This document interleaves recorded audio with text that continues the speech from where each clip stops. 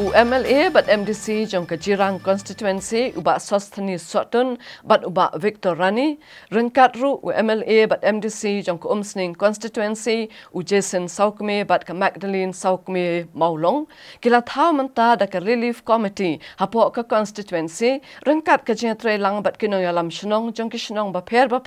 banyo yarap ikipai ba nong shong shnong ha ki jing don kam jong ki ba man la kasngi kat ba ka jalla but ka ri kidang yakon Bekathma Persha yak jing sapriang jong knyang jing pang COVID-19. Uniu MLA baru MDC kila thawi kini committee haga jingalang bat kirang ba snong lembat ki block development officer kajirang bat umling block kabelalong mana kasngi palai jong katayo hajirang.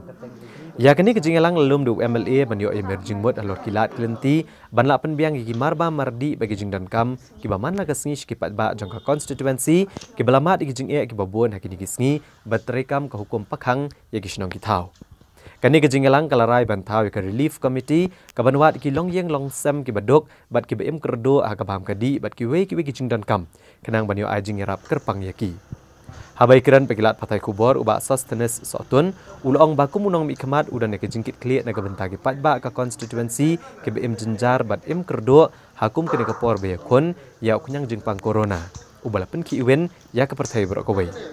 ulong bagi patba kila ut lana me ke jingtuna kamar ba mardi ki yang kisam jongki bat dai halor kene kenong rem bulalu mi ginong yalam snong bat ki block development officer benatai kilat klenti kumno bala ban pen poi marba mardi kumukau udai ke sini ke umpniang bat kiwe kinong shnong.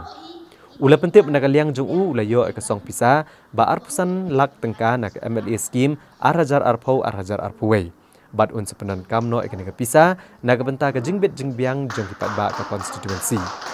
Hagen negasngi unong mikmat ula kentur ikishnong kibadan haga jaka khaput bat kejela asam. Bakin pikir bat husiar bahai ke jingrung jingmi bat kalet kawan jugi breu banamar shnong. Halagi jong kishnong kitau namar ba ke jingpang COVID-19 kalau yo bandrong haga jela asam.